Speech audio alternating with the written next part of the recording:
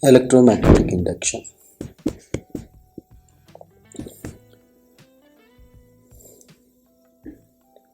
Electromagnetic induction. This is mainly used in many areas nowadays, as we can see the generators, transformers, the induction stoves, and the swiping machines. Not just these, many more are there, which works based on the principle of electromagnetic induction. Today in this class we will learn what is this electromagnetic induction and a little bit of the about the famous scientist who have discovered this electromagnetic induction. So Michael Faraday is the person who actually worked on the electromagnetic induction, who proposed this idea of electromagnetic induction. So what exactly is this electromagnetic induction? This is the first experiment that he tried to show the electromagnetic induction, where he is using two coils, coil A and coil B. Coil A is connected to the battery and coil B is connected to a galvanometer. There can be some supply of current in the coil A, but there is no power source for coil B. Faraday tried to show that when this coil A is immersed into the coil B, during that immersion time, as it is going into that, there will be some deflection in the galvanometer connected to the coil B, indicating that there is an induced current in the coil B without any source of power supply. So that means, according to him, there will be some induced current that can be developed in a coil which is not connected to any battery just by introducing some change in some magnetic flux linked with that coil. So here in this experiment, the coil that is helping to change the magnetic field is A, which produces magnetic field, and that is linked with coil B because it is closer to A and B are close enough. So that field is changing, which is linked with coil B. So in that coil B, there is an induced EMF, and that induced EMF generates some induced current, showing the deflection in the galvanometer. So this is what he tried to show. Now let us see a little bit more in detail about this electromagnetic induction. If we look at this is the schematic diagram that he has used for. So coil X is connected to the battery just like the previous one, and because when the switch is closed, because of the current in the coil X, there will be magnetic field in the coil X, and that magnetic field transfers or passes all the way to coil Y, because coil Y and X are wrapped on the same iron ring. So all the iron get magnetized, and that magnetism passes into coil Y also. So at the time when it is switched on, there is a change in the magnetic flux or magnetic field that is linked with Y. Before there was no magnetic field, now there is a magnetic field. So that is the change that happened. So because that change happened in the Y coil, there will be an induced EMF for that moment, and that induced EMF will generate an induced current will be showed in the galvanometer. So from these experiments, what he concluded is, Faraday concluded that although a constant magnetic field produces no current in a conductor, that means if the magnetic field is there but it is constant, if it is not changing, then it will not produce any induced EMF, or it will not produce any induced current. But a changing magnetic field can produce an electric current. This is what the conclusion drawn from his experiments. So he has observed the factors that are going to affect the electromagnetic induction. Let us look at now more quantitatively about the electromagnetic induction.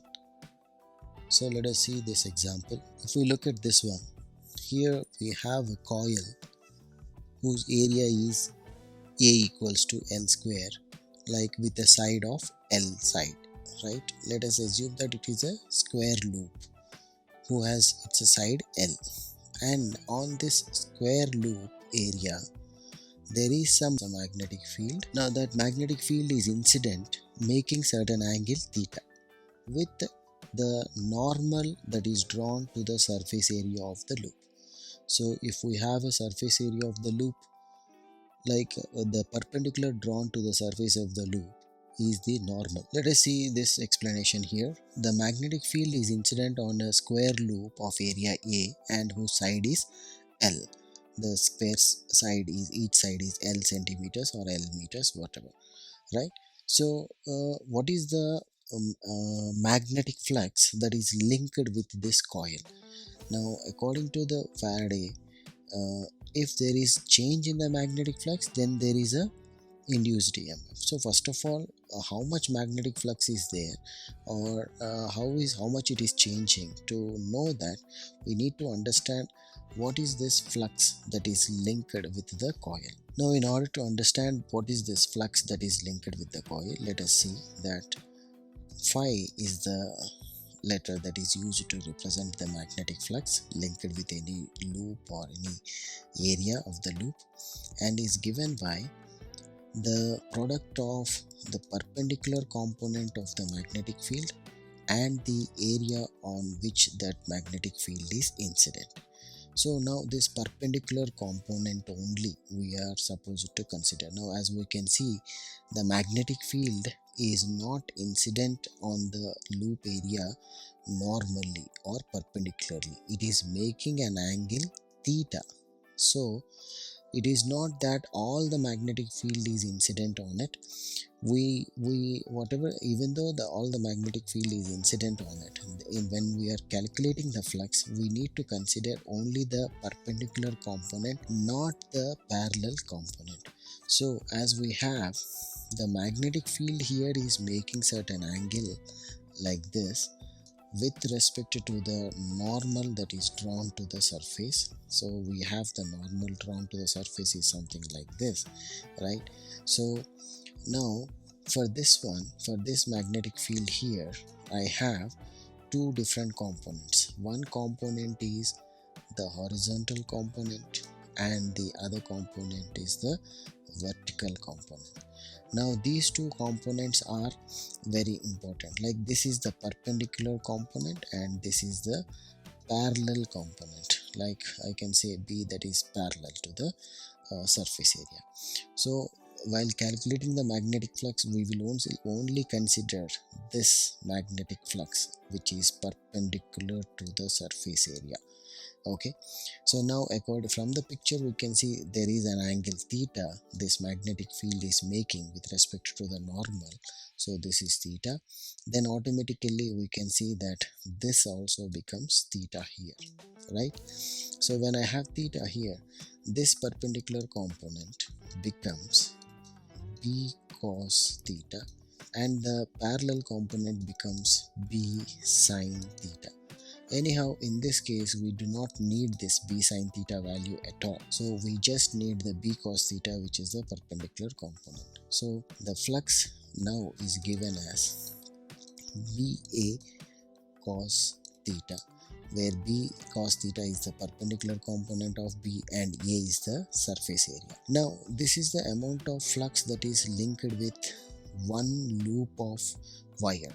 I mean, like if this loop is only made by one loop of wire like this, there is only one complete loop, then it is ba cos theta.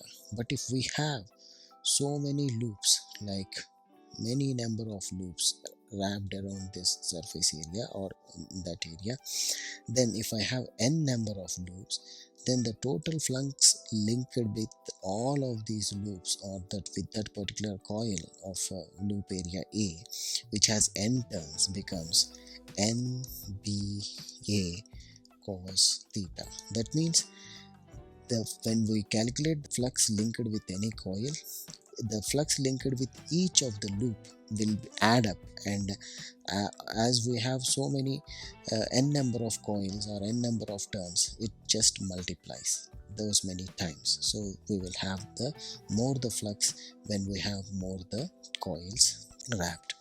Fine, but according to Faraday, if there is flux linked with the coil, we will not get any induced EMF, but that flux needs to change. So if we see that induced EMF equals to minus n d phi over dt.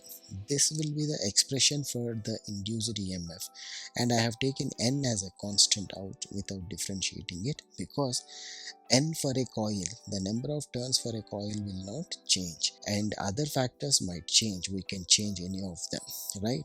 So this is the standard equation for induced EMF that is developed because of the rate of change of flux of that is linked with the coil. Now, to see whether we understood the concept of flux and the induced EMF, let us see this one question that we have here. There is a question here. A square loop of wire of side L equals to 5 cm is in a uniform magnetic field P equals to 0.16 Tesla. So now here we have certain magnetic field and a loop of wire whose side is 5 centimeters. So let me take that loop something like this. Okay, let us say that this is the loop that I have here, and the side of each side of this loop is 5 centimeters, and we have a normal drawn to the surface. And here it says that when there is a magnetic field of 0.16 Tesla incident on it, what is the magnetic flux in the loop when B is perpendicular to the face of the loop? That means the magnetic field here is perpendicular like this on the loop, and with that, because there is no angle, the angle made by the magnetic field is this, and the theta between the normal and the magnetic field is 0 degrees, right? So because the theta equals to 0 degrees, now for question A, the magnetic flux linked with the coil equals to BA cos theta, which is equal to BA cos 0, and that equals to BA. And now if we substitute the values for BA, the flux equals to 0.16 Tesla times the area of the loop. Area of the loop, I will write it as 0.05 meters whole square. And when I multiply this, I will get 4 times 10 power minus 4, and flux is measured in Webers. That means Webers is the unit for flux. So here the flux linked with the loop of this coil is 4 times 10 power minus 4 Webers, and this is the maximum flux that it can have. Now let us see if we have another situation like in question B, when the magnetic field is at an angle of 30 degrees to the area of the loop. So now if let us say this is the direction of the magnetic field, now the new magnetic field which is making an angle 30 degrees with the normal. Okay, even this is also uniform, but the angle that it is making is 30 degrees. So here we have 30 degrees angle. Now the magnetic field has changed, right? The direction of the magnetic field has changed. So now in this case, now I have theta equals to 30 degrees. Then for question B, the flux linked with that coil will be BA cos 30, and this gives me, when I substitute the values for B times A, I already got 4 times 10 power minus 4 times cos 30. Now this cos 30 is something around 0.87. So the final answer for the flux when the field is making an angle 30 degrees now will be equals to 3.46 times 10 power minus 4 Webers. Now we can clearly see that when the incident angle is like 0, or when the angle between them is 0, then I have the maximum flux, which is for this situation 4 times 10 power minus 4 Webers. But when it is making when the magnetic field is making an angle of 30 degrees, now the flux linked with the coil has decreased by this much, right? So now the flux is a little lesser than the maximum value. So now in the third question, we see that what is the magnitude of the average current in the loop if it has a resistance of 0.012 ohms. This symbol is missing here, 0.012 ohms, and it is rotated from position B to a position A. That means in question C, what is happening? The coil is being rotated when it has some flux of 3.46 times 10 power minus 4, to the maximum flux. So until it gets this much flux, it is rotated. So now, in order to find out what is the current, induced current, we have to see that from basic Ohm's law, we know that voltage divided by the resistance. So we know the resistance is 0.012 ohms, but we do not know what is the voltage or what is the induced EMF. Now, in order to get that induced EMF, if we look at that, now according to Faraday, induced EMF equals to the rate of change of flux d phi over dt, n d phi over dt or minus n d phi over dt, because we do not have n. I'm ignoring that n value, and also minus sign I have ignored because we are looking at the magnitude of the induced EMF. So the d phi value is equal to 4 minus 3.46 4 minus 3.46 times 10 power minus 4 divided by 0.14 seconds. Now if we simplify this 4 minus 3.46 gives me 0.54 times 10 power minus 4 divided by 0.14. Now 0.54 divided by 0.14 is giving me 3.86 times 10 power minus 4 volts. Now if we look at this 3.86 times 10 power minus 4 volts, which is the induced EMF. Now this induced EMF itself is the voltage that is required to run the current or to establish the current. So 3.86 times 10 power minus 4 divided by 0.012 ohms. Now this finally gives me I equals to 321.4 times 10 power minus 4 gives me 0.032, which is equal to 0.032. Lenz law. What is this Lenz law used for? What is it famous for? Now we have learnt about the induced EMF and induced current, but we from the Faraday's law of electromagnetic induction, we could only tell whether there is an induced current or induced EMF or not, right? But what is the direction of that induced current is not clear from the Faraday's law of electromagnetic induction. So to solve that problem, or what is that, to understand the direction of this induced current, there is this scientist named Lenz has developed or proposed this law. So according to his law, the induced current that is produced by the induced EMF is always takes place its direction or sets its direction. The induced current will set its direction in the loop in such a way that it will oppose whatever the change in the magnetic flux that is creating this induced current.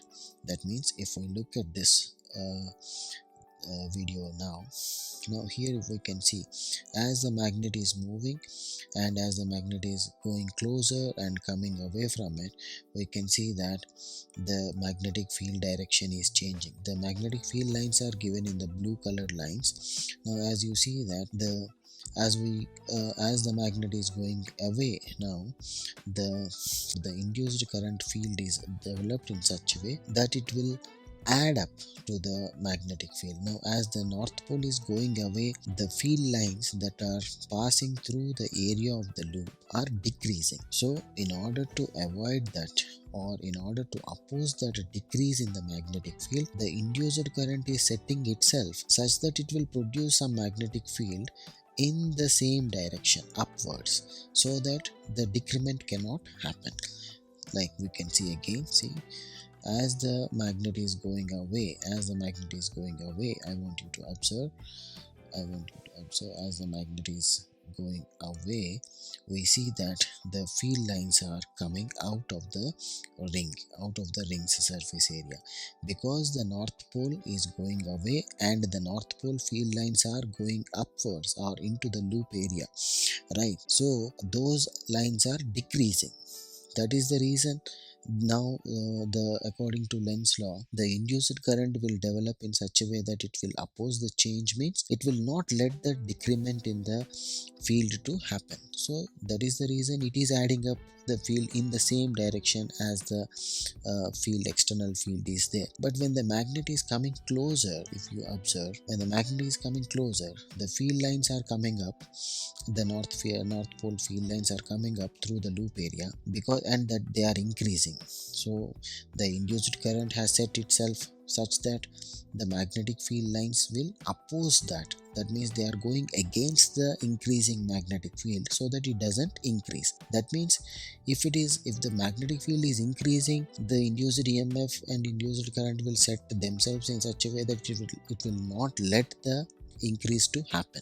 The same way, if it is decreasing, it will not let the decrease to happen. So we must understand, or we must try to identify whether the field is increasing or decreasing and what is the direction of the external field. Then if it is decreasing, we will be able to add up the magnetic field. If it is increasing, we will able to decrease the magnetic field by imagining the current direction and the magnetic field to oppose or go in line with the external magnetic field. So to understand it more clearly, now let us say this magnet here, if it is going closer to the magnetic field, as I have shown in the video before, if it is going upwards in the upward direction, so as you can see, the number of magnetic field lines that are passing through the area of the loop will increase, right? Because they are increasing, now the induced current should develop a magnetic field that will oppose that. So the opposing magnetic field should be going through the area of the loop in the downward direction. They should be going in the downward direction and opposing, because the magnet is going up and the field lines are upwards, so it should oppose that field. So in order for that to happen, if you imagine that, how to identify that? So if you imagine that this section of the wire, okay, is held by your right hand as shown in this picture, in this picture here, so as shown in this picture.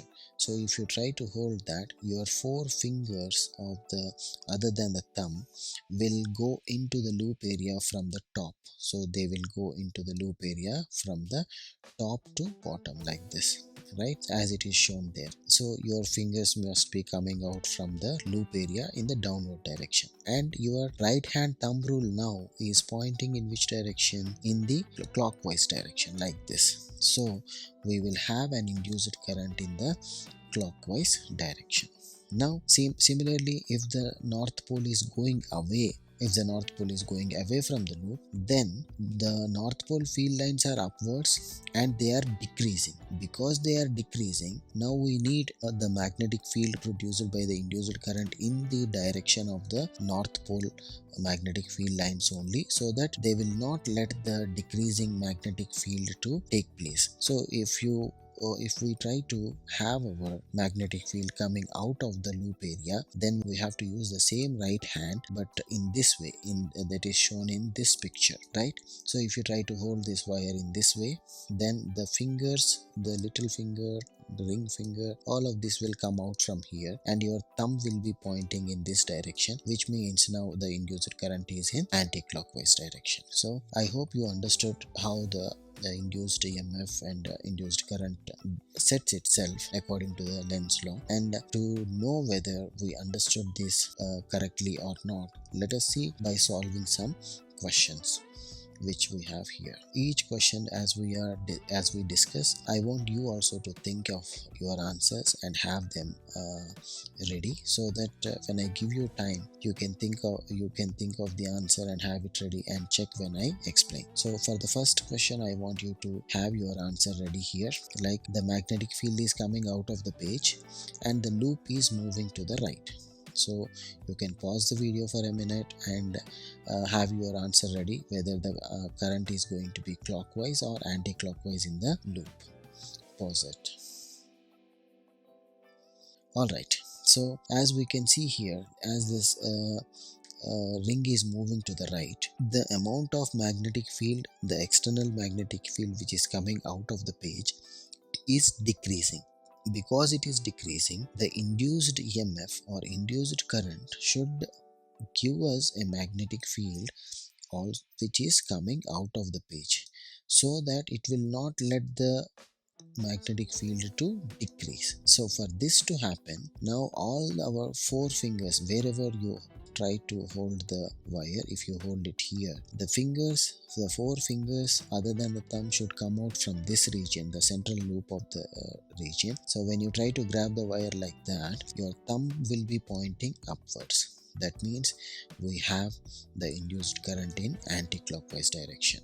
I hope you got a correct answer. Let's check the second one. Shrinking a loop in a magnetic field pointing into the page. So here the magnetic field is pointing into the page and the area of the loop is decreasing. So either the area of the loop is decreasing or not, we have to see in which direction the magnetic field is, the external magnetic field is. It is into the page and that is decreasing. So now because it is decreasing, the induced EMF should add up.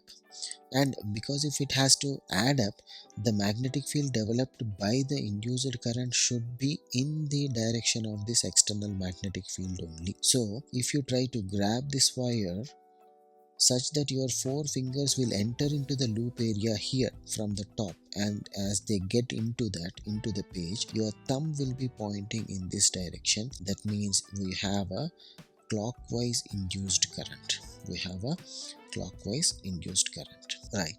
The third one. Now here the south pole of the magnetic pole moving from below up toward the loop. Now I want you to think of your answer. Sorry, I could not give you time for the previous one. Think of this one and then have your answer ready. Pause the video.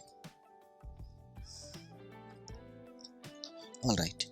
So here the south pole is coming towards the loop from the bottom. So because the south pole is below the ring, we will have above the south pole you have the magnetic field here is going into the page because of this south pole. Now this is the magnetic field that is going into the page because of the south pole, and that is increasing. Because this is increasing now, we need some magnetic field that is coming out of the page. Okay, because this is into the page increasing. So because it is into the page and increasing, we need the magnetic field set by the induced current coming out of the page. So then only it can make it will not let it increase. So if we want the induced current's magnetic field coming out of the page like this, if we imagine to grab the wire here with our right hand and having our four fingers of the right hand other than the thumb finger coming out of the loop area in the middle section here, your thumb will be pointing upwards. So because the thumb is in upward direction, we have an anti-clockwise induced current. Okay, right. I hope you got your answer correct. Let us see the question D here. Now the north pole of the magnet moving toward loop in the plane of the loop. That means the magnetic field lines of the north pole are in the plane itself. That means the normal drawn to the area of the loop and the magnetic field lines, the angle between them is 90 degrees. So from the formula for flux, we have BA cos theta, and theta is the angle between the normal drawn to the surface area and the magnetic field, and here the angle is 90 degrees. So the flux linked with this coil will become 0 because cos 90 is 0. Because the flux linked with the coil is 0 and there is no change in the flux as it comes closer in the same direction, there will not be any induced EMF because there is no change in the flux. Now going to the last one. This is a little typical one, but you can try to have your answer ready. Just think of it. Pause a minute. Check your answer. Alright, now here this section of the wire, the left side section of the wire is coming out of the page, the right side section of the wire is going into the page.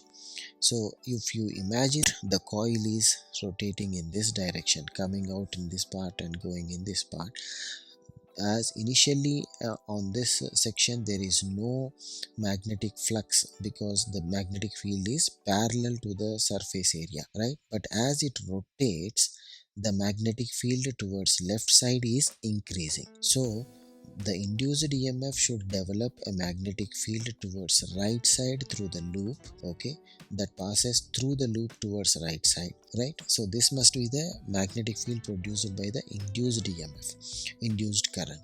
So if you have to grab this wire at this section, right, with the four fingers that are getting into the loop area in this direction, our thumb finger will be pointing in the downward direction. That means again in this case, until the rotation happens, there will be a anti-clockwise induced current only for the half of the rotation, like until it flips to the other direction. Now I hope with all these explanations which are explained here, topics explained here, I hope you understood the Lenz law and the applications of the Lenz law and how it should be used to identify the induced current direction in the induced EMF or electromagnetic induction. Thank you for watching the video, and if you have liked the video, please subscribe, and if you have any comments or doubts, please ask in the messages. Thank you.